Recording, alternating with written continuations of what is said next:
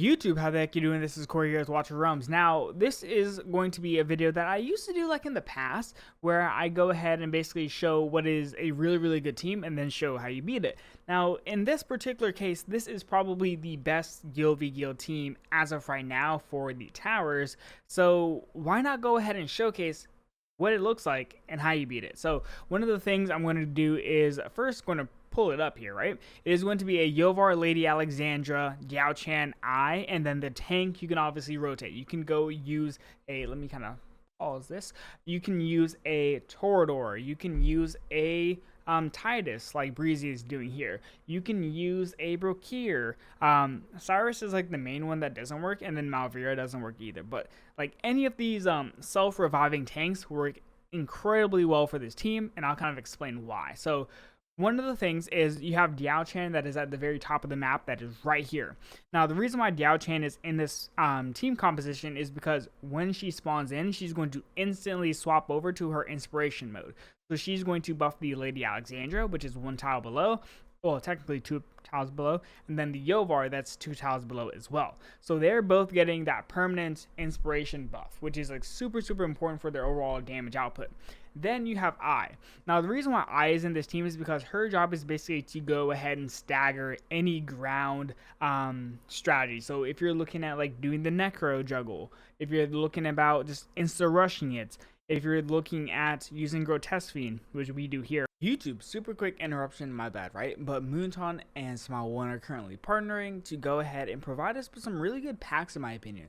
The first one is going to be the bonus bundle, which allows you to get some rare summoning crystals, about $4.50 roughly. But the one that I'm like actually really looking forward to, actually there's kind of two, but the Gear Raid 2 pack bundle, the reason why is because specifically you have the ability to go ahead and get like a A1 King Hearts, for example, and if I remember 100% correctly, you can even go and get an Ardea in this particular pack, and I personally really still rate Ardeas like really high in terms of strength, so that's definitely one of the packs that you might want to consider getting. And then secondly, right, they have some really good overall packs for summoning. They have the rare summoning crystals, 30, you get a legendary summoning crystal, which is kind of good because it allows you to set up for both limited banners and eventual nascent banners, because nations tend to be on divines right now.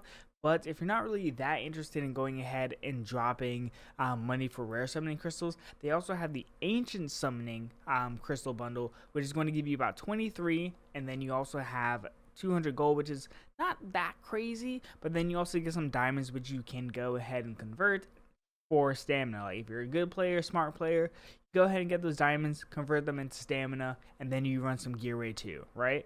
But no, I'm just joking. But overall, I would definitely go ahead and consider getting some of these packs if you are a spender. If you're not a spender, that's more than fine. You don't have to, but if you're interested, use the link in the description below. See ya. YouTube, so super quick, we have the promo code, which is going to be market. Oh my god, I can't even see what market is calling. Now, this is obviously part of the special tie-in market event that is going on right now. If you are a spender, go ahead and check out Smile One. They have some really good packs. But if you go ahead and you put in this code, you get the redemption successful, and then you will go ahead and see about 100 diamonds go straight to your account. So with that being said, a lot of content creators are going to be posting their codes, so just kind of look out for the videos. I think there's about 12 of us that have the promo codes, so just remember, right, this is because of the tie-in marketplace event, which is something like Moonton is 100% trying to like push. So yeah, see ya. It gives it a little bit of pushback, and it makes it a little bit harder to go ahead and successfully do so. That's the main thing. That's the team composition placement wise, right? And then also you have like Tidus that's right here. Obviously, once again, Tidus can be replaced with Brokir, Torador, but it doesn't really matter because genuinely speaking, the team doesn't live or die based off the tank. It lives or dies based off the Lady Alexandra, if we're being completely honest, right? So now that I've gone ahead and kind of established what the placements are, let me explain like why this team works a little bit, right? So Lady Alexandra, she will go ahead and get her constant cross map hits, so she's going to deal a significant amount of damage over the course of the battle. Yovar is also here because his job is basically to snipe out a lot of the units and really like whittle down HP relatively quickly. So that's the second thing. So both of these damage dealers getting buffed by Dao Chan, so they're going to deal a substantial amount of damage. I goes ahead and freezes units, so essentially like the Grotesque Fiend, for example, he has the ability to kind of get juggled really easily because I is placed where she is. Then Tidus, obviously, or Torador providing stuns, or Brokir providing freezes. Those are the main things that you're going to go ahead and see. Now let's get into the actual like attack. So with that being said, let's kind of slow this down a little bit. The first thing that you're going to do is you're going to drop your Abyssal Beholders. You can, and I've done this, you can do the rare bugs. However, if you do the rare bugs, you save 2 cost, but you technically put yourself into a really awkward rotation in terms of where Lady Alexandra is dealing damage to you. So in my opinion, I've tested it both ways. I think Mad had it correct. I'm not gonna lie, by using the Beholders first and not the rare bugs. So you go ahead, drop Beholders at 10 cost front tile. The second thing is you drop your Grotesque Fiend right after, once you hit 6 costs, right? Insta drop. The reason why is because the Grotesque Fiend is going to get buffed from these Abyssal Beholders dying right in front of him. And see Yovar and Lady Alexandra just kind of wailing on the bugs. So this is where it gets interesting, right? The Grotesque Fiend, his job is to take out the tank. And truth be told, he's going to do this every single time. There should be no issues with him taking out the tank, especially because the tank is not getting healed, right? So this part is the perfect example of kind of like what happens, right?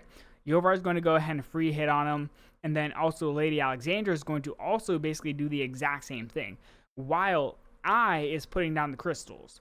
So what we do is we do another rotation set. We drop the Beholders, we drop the Grotesque Fiend. What we should see is there's a very high chance that Lady Alexandra will snipe out that top Grotesque Fiend. Very high chance that she does. In this case, I don't think she does, but usually it's really close. Like, look at the difference. She's right about to hit it and kill it, right? But it gets through. And then we go into the same rotation here. But here is where things shift, right? We can forget about the Grotesque Fiend that's moving across the map. Doesn't matter. This is the most important part to go ahead and win against these comps.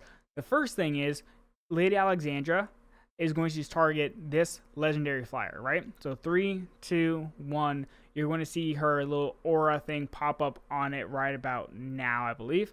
And then we're going to set up with the second legendary flyer now. That little symbol is popped up. The whole point is one of the flyers should take out I. I'm lucky in this case that it's the first flyer that does it, but normally it's the second one. So kind of my flyer tanked a little bit more than I was expecting. And here is the second part, right? Now that you've gone to this point, you're kind of left with 2 units, right? You're left with your dogs and your tank, your Fallen Templar. And you're against 2 damage dealers. So what you need to do is you drop your Templar, right? You're just around like 8.5 costs roughly, right? And that's why I have about 3, almost 4 costs now. The second thing that you do is you are going to wait. You need this Templar to take out typically like 2 to 3 crystals. 3 crystals is where you feel like really confident about the run overall. So what's going to happen is he takes the first one, and then he's going to eat the Yovar ult. He's going to take out the second crystal, and I'm going to drop the next tank here, also at 8.5 costs. Reason being is because I'm going to wait again to hit 8.5 costs. This tank takes out the 3rd crystal, which is perfect for me, and that means he's right about to die. And this next tank is in position here. I'm going to drop the dogs right around now. Perfect. And the reason for that is because this tank is going to clip that crystal, and those dogs are going to clip the next crystal.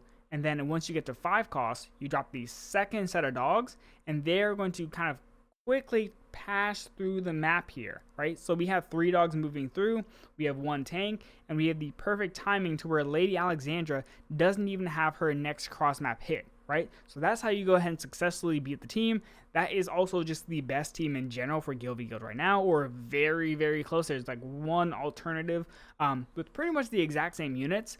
That's also really disgusting, but generally speaking, that's where the meta is right now.